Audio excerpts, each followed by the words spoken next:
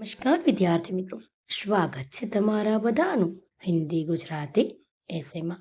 આજે આપણે જોઈશું ગુજરાતી નિબંધ આવનારી પેઢી માટે શુદ્ધ પૃથ્વીનું સંરક્ષણ. તો ચાલો જોઈ લઈએ. આવનારી પેઢી માટે શુદ્ધ પૃથ્વીનું સંરક્ષણ. પૃથ્વી આપણું એકમાત્ર ઘર છે. તેમાં રહેલી હવા, પાણી, જમીન, વૃક્ષો અને જીવજંતુઓ મળીને જીવનને શક્ય બનાવે છે. પરંતુ આજના આધુનિક યુગમાં માનવ દ્વારા કરવામાં આવતું પ્રદૂષણ, અતિ ઉપભોગ અને કુદરતનો શોષણ પૃથ્વીને નુકસાન પહોંચાડી રહ્યો છે.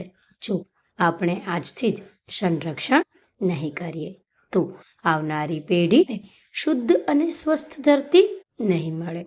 આજ હવા પ્રદૂષિત થઈ રહી છે, નદીઓ ગંદી બની રહી છે અને વનો નાશ પામી રહ્યા છે. પ્લાસ્ટિકનો વધતો ઉપયોગ અને ઉદ્યોગોથી નીકળતા ઝેરી ધુમાડા પર્યાવરણને બગાડી રહ્યા છે.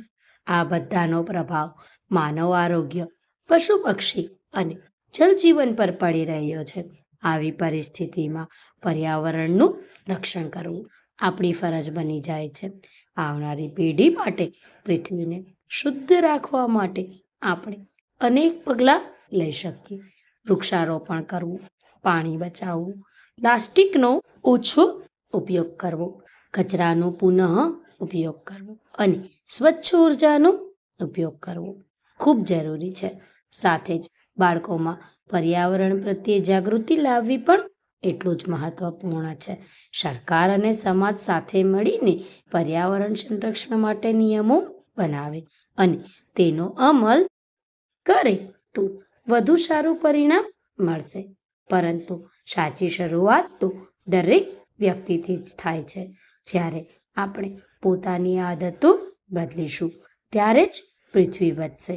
અંતમાં કહી શકાય કે જો આપણે આજથી પૃથ્વીનું રક્ષણ કરીશું તો આવનારી પેઢી શુદ્ધ હવા, સ્વચ્છ પાણી અને હરિયાળી ધરતી પર ખુશીથી જીવી શકશે.